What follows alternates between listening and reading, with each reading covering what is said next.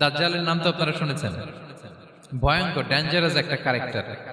পৃথিবীর শুরু থেকে শেষ পর্যন্ত এর চেয়ে বড় ফিতনা আসেনি, আসবেও না। দাজ্জালের ফিতনা।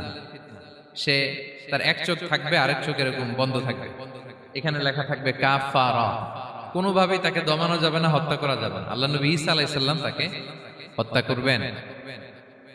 তো যে ব্যক্তি সূরা কাহাফ তেলাওয়াত করবে, সূরা কাহাফের প্রথম 10 আয়াত বিশেষ করে মুখস্থ রাখবে, আল্লাহ তাআলা উসিমা মিন ফিতনাতিদ দাজ্জাল, দাজ্জালের ফিতনা থেকে তাকে বাঁচাবেন।